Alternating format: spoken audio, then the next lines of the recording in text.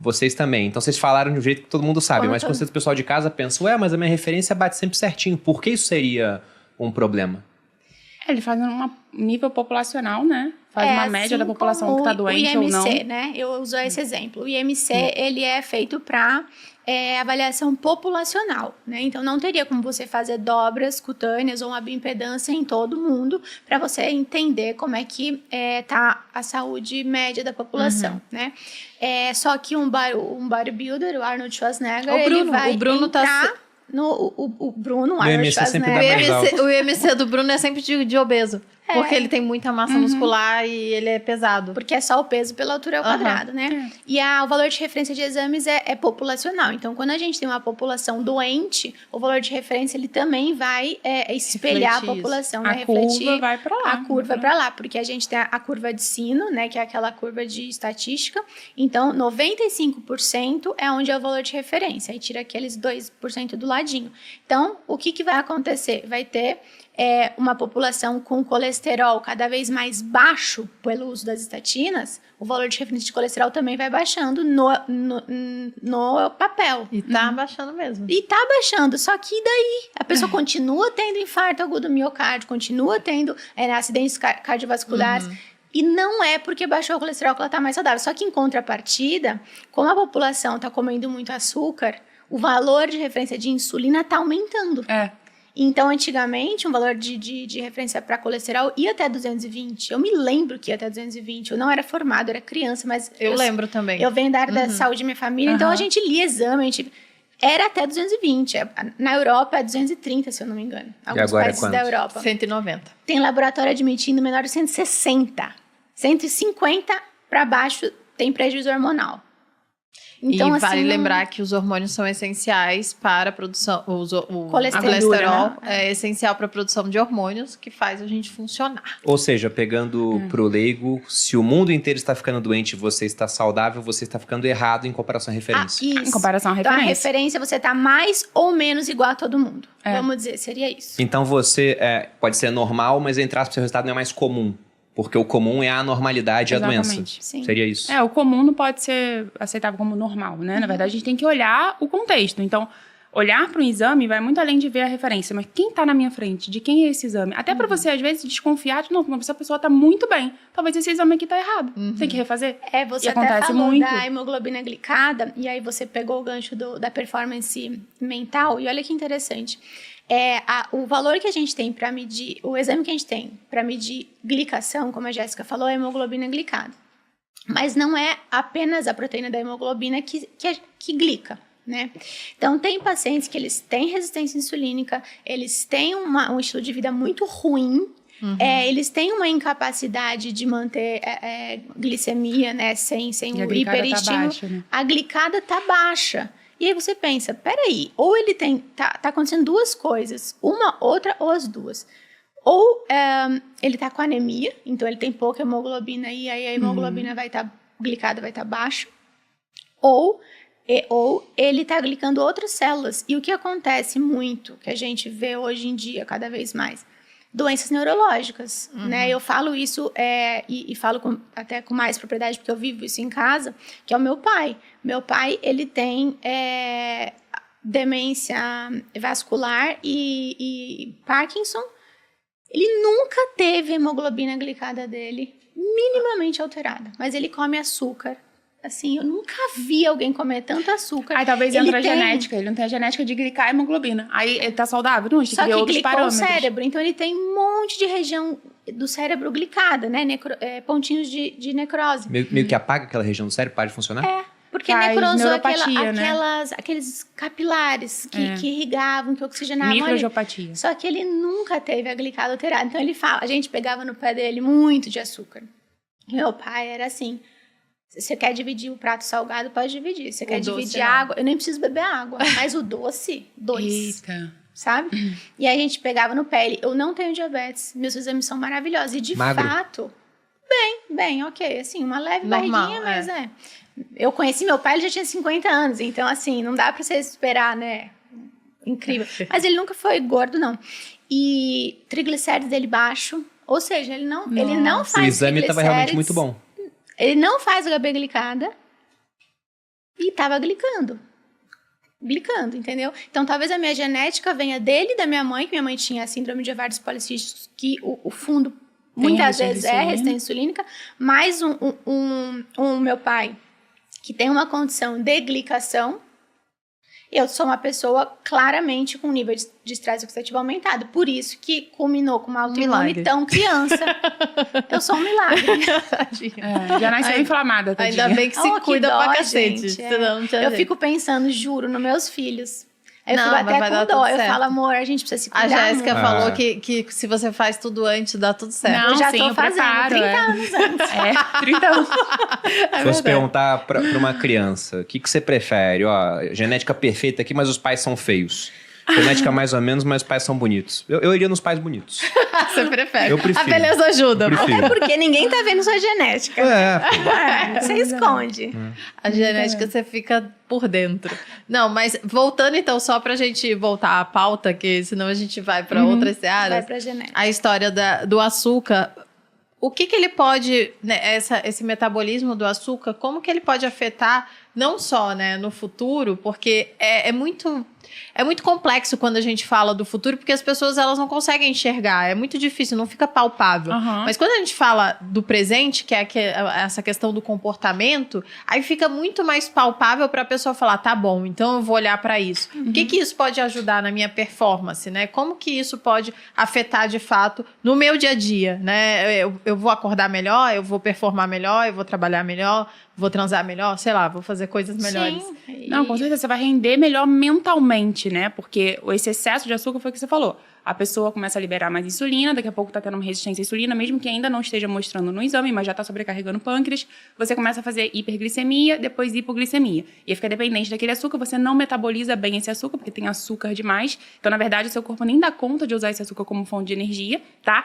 E essa justamente é a pessoa que nem sabe usar gordura como fonte de energia. Você faz uma dieta low carb e nela bota mais gordura, sofre pra caramba, porque as células dela não sabem usar gordura como fonte de energia. Também. Não consegue emagrecer. Então, assim, a curto prazo, já você não tem uma energia como você quer que o açúcar teria que te dar. A gente pensa, nossa, o açúcar, gente, é glicose pura, energia. Você não consegue metabolizar bem ele. Piora muito a desbiose intestinal. Então, eu acho que o mal do século hoje é a saúde intestinal.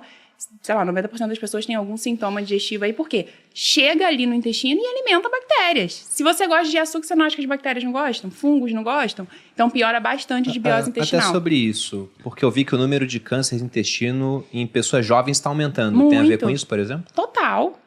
A desbiose intestinal. Alteração de Querem microbiota. culpar a carne, querem culpar o álcool, querem culpar o açúcar, querem culpar o adoçante, mas no fundo é tudo que cai no intestino desbiótico, né? Então, eu acho que seria isso. Só completando a pergunta que você fez com que ainda eu acho que a Jéssica trouxe no médio prazo, acho que no curtíssimo prazo, a performance do açúcar vem do pico de insulina. A insulina ela concorre com o cortisol. E a gente precisa de cortisol para produzir, para fazer, para acontecer, para correr, né, para executar.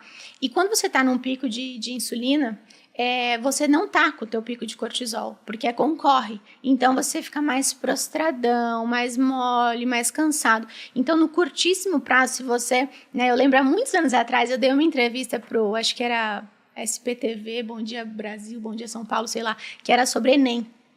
E aí, eu falei isso. E o pessoal leva as barras de chocolate. Né? A chocolate é o leite. Por quê? Porque você vai fazer pico de açúcar e você fica com menos cortisol. Então, de fato, o melhor seria um chocolate amargo para fazer cigarro, exatamente. Mas é verdade, nicotina. Claro, eu tô brincando. É estimulante. Ai, que sacanagem. Vasodilatação, né? Fazer oxigenação cerebral e tal, Sim. e não fazer o pico. Ah, mas é ruim, meu amigo, você tá lá pra prestar vestibular, Exatamente. você não tá lá pra comer soufflé, entendeu? Então, na minha época, levava, era soufflé. Era soufflé, na nossa porque época. vende na porta. Na porta. Não Ai, dá. gente. Se eu por isso fosse que- fazer o Enem pra medicina concorrendo com muita gente, eu levaria soufflé pra todo mundo. Exatamente. Já distribui, né? Aliás, a macete pessoa aí. que tava vendendo soufflé na porta, provavelmente ela tava lá dentro prestando prova sem soufflé. Pois é. Essa seria a dica certa. É por isso que tem gente que rende tanto no jejum, né? Eu sempre fiz Sim. prova melhor em jejum. Sempre fui pros vestibulares em jejum. Tomava ali um Eu não, chazinho, porque eu ou não café no sabia. Mas a gente máximo. tá falando de algo que aconteceu há 10 anos, no seu caso? Eu fiz o primeiro vestibular com 17 anos, né? Tenho 31. Ah, eu não sabia Então disso, você estava muito à frente do seu tempo. rapaz. Porque isso do jejum Mas é eu já- relativamente Mas eu me novo, assim, observava muito, essa porque eu tendência. sabia que quando eu comia, tipo, me entupia de carboidrato, começava a comer pão aqui, vou levar chocolate. Eu não rendia bem na prova, entendeu? E aí, E olha que queria curioso. passar, né? Quando eu era criança, e eu tomava um copo de leite com Nescau antes de ir pra escola. Esse era meu café da manhã. Eu não queria comer de manhã, não tinha fome. E aí minha mãe, pra não me mandar sem nada, né? Malu só rindo, né? Da minha mãe botando leite com Nescau. E aí o que acontecia? Eu passava mal. Chegava na escola, pouco tempo depois eu passava mal. Eu tinha muita náusea, muita dor de cabeça, eu ia pra enfermaria. E aí ligavam pra minha mãe, me davam um remédio lá. O Tilenol, me dava um Tilenol e eu sou alérgica a Tilenol e eu vomitava. Nossa E aí eu Senhora. ficava bem. E eu voltava pra sala, Porque você vomitava. porque eu vomitava. E aí, beleza. Hoje, olha que interessante. Sabendo que eu tenho resistência insulínica e sabendo que eu tenho ali a sensibilidade à proteína do leite, mas vamos falar do açúcar. Eu tomava um negócio que era puro açúcar, em jejum. Tilenol. E aí, subia muito a minha insulina, caía demais, eu entrava em hipoglicemia e começava a passar mal. E aí eu ia pra enfermaria, tomava o Tilenol fazia eu vomitar, e aí saía aquilo tudo do meu corpo e E tal, e eu, ficava bem. agora eu fiquei bem, agora eu vou pra aula. E isso... Recorrente. Continuamente. Aí, tiveram a brilhante ideia da diretora falar pra minha mãe me levar na terapia, porque eu não gostava da escola. Não. Mas hoje em dia, assim, Como né, é que elas você iam tá com saber vários também, né? sintomas, eu acho que você é Complicado. Eu psiquiátrico. achei até delicado da parte da... Sim. Mas olha, Mas gente, olha também, eu só. tenho um exemplo também bom disso. Não sei se você tinha isso no seu colégio militar, porque eu estudei Qual? no colégio militar. Mas o pessoal falava assim, não vai de barriga vazia pra ficar em forma, porque a gente Acontecia isso. ficava em forma. Aí, quando Ficar era... em forma é o seguinte, gente, é uma formatura no colégio militar que as crianças lá da quinta até os jovens, né, do terceiro ano do ensino 11 anos médio, até os 17. ficavam lá 1h30 no sol, fazendo sentido descansar, né, Aham. vendo as coisas acontecerem. Só que acontecia isso que a Malu vai falar, por favor. Aí, eles falavam, não vá de barriga vazia, não sei o quê. Só que quando tinha uma formatura que era maior, eles davam bananada.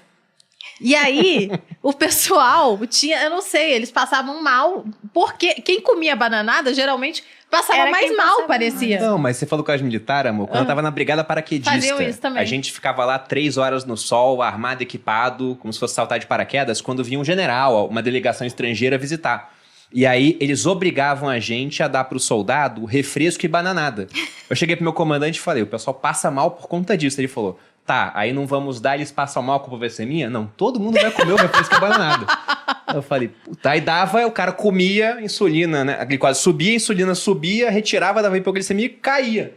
Passava, tipo, 1 hora, sei lá quanto tempo, mas não tinha é uma tanto época que tempo eles... assim. Era pouco tempo. Aí, chegava uma hora que todo mundo ia fazer, acho que hipoglicemia. E pá, só caía duro, assim, era muito... chegava a ser engraçado. A porque- pessoa ia contando. O Léo já 1, caiu. 2, assim. No exército? No militar, ele No era colégio. militar também. Ele caiu igual um palmito no chão. Pau, mas de cara no chão. Caía assim mesmo. Na posição correta, porém no chão. Mas muita gente percebe que quando come, fica com fome, né? Já ouvi muitos pacientes não tem conhecimento, não sabe nada disso que a gente tá falando. Fala, Marina, você sabe que quando eu como de manhã, aí eu preciso fazer lanche da manhã e eu vou almoçar morrendo de fome, mas quando eu não como, eu saio correndo e tal, eu fico super bem até a hora do almoço. Eu falo, sim. Aí eu explico, porque o que você comeu de manhã? Você não comeu tá comendo errado. ovo. Você comeu uma torrada. Hoje a paciente, ela come uma torrada com geleia e um Açúcar suco de com açúcar. laranja. Com açúcar. Ou então o café da tapioca manhã com dela. banana. Era pré-treino. Não, então Gente, a gente viveu uma A fase gente viveu isso. louca, Não, mas né? deixa eu explicar também o porquê que talvez não seja tão legal você consumir muito carboidrato antes de treinar, já que você quer o quê? Consumir as suas reservas de gordura. Para você mobilizar essas reservas de gordura, você não pode ter muito açúcar no sangue. A não ser que seja um endurance, né? Sim. Mas É, não é lógico. a média Não, porque da... as pessoas fazem de trabalho. 5 horas de treino, né? De Pra uma vez. musculação, treino na academia, você vai usar o glicogênio muscular, né? E o glicogênio hepático, que demora 4 horas no mínimo para ser produzido. O Então, seu pré-treino é o jantar. exatamente, não é a refeição que você tá fazendo agora, tá? Você pode comer porque você tá com fome, mas assim, você vai ter que esperar no mínimo também 1 hora pra ir treinar. Porque treinar com a barriga cheia, o fluxo sanguíneo tá desviado pra digestão. Isso é péssimo. Eu vejo pessoas passando mal. Nossa, mas eu comi antes de treinar. Eu falei, minha mãe, então você errou porque você comeu. Porque o fluxo sanguíneo tá desviado pra digestão. E a gente quer no músculo. Você tá ali treinando, fazendo força, imagina. Aí passa mal, fiquei tonta. Realmente. Na época da maromba, que a gente viveu ali o frango com batata doce, o legal, falar que o treino deu certo, quer dizer, talvez ainda seja assim, mas é que eu não vivo mais esse mundo enjoada. fitness. Não, o bom do treino de perna, o treino bom mesmo é o que você vomita.